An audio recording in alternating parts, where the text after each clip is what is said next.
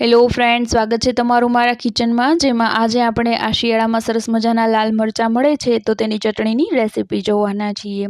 આ ચટણીની રેસીપી બહુ જ ટેસ્ટી તો બને જ છે, સાથે ખૂબ જ ઓછા ઇન્ગ્રીડિયન્ટ સાથે બની જાય છે। તો તમે પણ એકવાર ચોક્કસથી ટ્રાય કરજો અને તમને મારી રેસીપીઓ ગમે તો લાઈક પણ જરૂરથી કરી દેજો।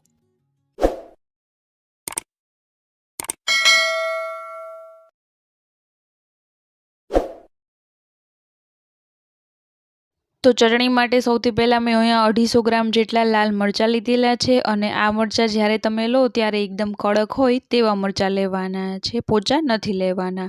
તો આ મરચાંને મેં ધોઈ અને લૂછી લીધેલા છે અને તેના ઉપરથી જે પાણી હોય તેને નથી રહેવા દેવાનું, કારણ કે તેનાથી આપણી જે ચટણી હોય એ જલ્દી બગડી જાય। માટે અહીંયા પાણીથી ધોઈ અને તેને સારી રીતે લૂછી લીધેલા છે અને તેના જે ડીટિયા હોય તેને પણ કાઢી લીધેલા છે।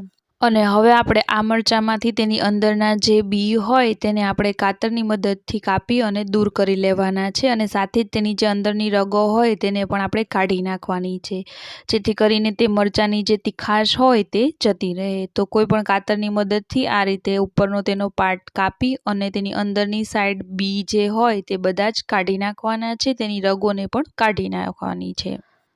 તો આ રીતે અહીંયા તમે કાતરની મદદથી કરશો તો તેની બધી જ રગો ઝડપથી નીકળી જશે। છરીની મદદથી પણ તમે કાઢી શકો છો, પરંતુ તમારા જે હાથ હોય એ મરચાંને વધારે ટચ થશે અને ઘણી વખત આ તીખા હોવાથી તમારા હાથ પણ બળે છે, માટે કાતરથી તમે કરશો તો વધારે સરળતા રહેશે। તો હું અહીંયા વધારે સરળતાથી કામ કરવા માટે મરચાંને અડધા પાર્ટમાં કાઢી નાખું છું અને ત્યારબાદ તેની જે રગો હોય તેને આપણે કાતરની મદદથી આ રીતે કટ કરી લેવાની છે। મરચાંની આ રગો હોય તેને ખાસ કાઢી લેજો, કારણ કે જે મરચાંની તીખાશ છે તે આ રગોથી જ હોય છે। જ્યારે પણ તમે તેને દૂર કરી લેશો એટલે આપણી જે આ ચટણી છે એ સહેજ પણ તમને તીખી નહીં લાગે।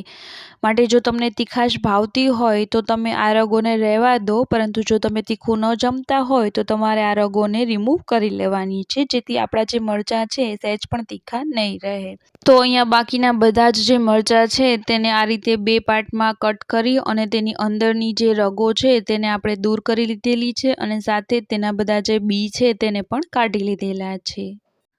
અને હવે આપણે આ મરચાંને મિક્સર જારમાં લઈ અને સારી રીતે તેને પીસી લેવાના છે અને સાથે જ તેમાં બાકીના જે મસાલા છે તેને પણ એડ કરી દઈશું।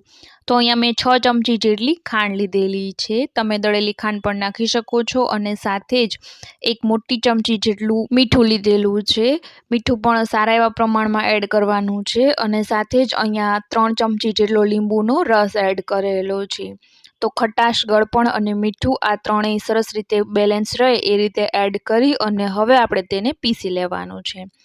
તો અહીંયા તમે જોશો તો આપણું જે મરચાંની પેસ્ટ છે એ સારી રીતે પીસાઈ ગઈ છે અને હવે આપણે તેને એક આ રીતે બાઉલમાં ટ્રાન્સફર કરી અને હવે તેને તડકે સૂકવવા માટે રાખી દેવાનું છે। એના માટે તમારે એલ્યુમિનિયમનું કોઈ વાસણ નહીં લેવાનું, પરંતુ સ્ટીલ કે કાચનું જ બાઉલ લેજો અને ત્યારબાદ આપણે તેને કોઈ કપડાથી આ રીતે ઢાંકી દઈશું અને સાથે જ દોરી વડે તેને બાંધી દઈશું અને 4 થી 5 દિવસ કે 3 થી 4 દિવસ પૂરતું આપણે તેને તડકામાં સૂકવી દેવાનું છે, જેથી આપણી જે લાલ મરચાંની ચટણી છે એ સરસ મજાની રેડી થઈ જશે। તો આ રીતે જ્યાં સારો એવો તડકો આવતો હોય તે જગ્યાએ આ ચટણીને આપણે તડકે 3 થી 4 દિવસ માટે રાખી દેવાની છે। તો 4 દિવસ બાદ હવે આપણે ચટણીને ખોલી અને જોઈ લઈએ। તો અહીંયા જે ચટણીની થિકનેસ છે એ આવી થઈ ગઈ છે, જે શરૂઆતમાં સ્ટાર્ટિંગમાં ખૂબ પાતળી હોય, પરંતુ 4 દિવસ તડકામાં રાખીએ એટલે આ રીતે ચટણીના ફોર્મમાં આવી જાય છે। તો અહીંયા લાલ મરચાંની ચટણી જે છે એ રેડી થઈ ગઈ છે, જે સ્વાદમાં બહુ જ ટેસ્ટી છે અને સહેજ પણ તીખી નથી બનતી અને સાથે જ દેખાવમાં પણ બહુ જ આકર્ષક છે, તેનો સરસ મજાનો એકદમ રેડિશ કલર આવે છે। તો તમે પણ આ રેસીપીને એકવાર ચોક્કસથી ટ્રાય કરજો અને જો તમને મારી રેસીપીઓ ગમતી હોય તો લાઇક, શેર અને સબસ્ક્રાઈબ પણ જરૂરથી કરી દેજો અને સાથે જ બાજુમાં જે બેલ આઇકન છે તેને પણ પ્રેસ કરી દેજો, જેથી જે પણ નવી રેસીપી આવે તેનું નોટિફિકેશન તમારી પાસે તરત જ આવી જાય। તો ફરી મળીશું એક નવી રેસીપીની સાથે।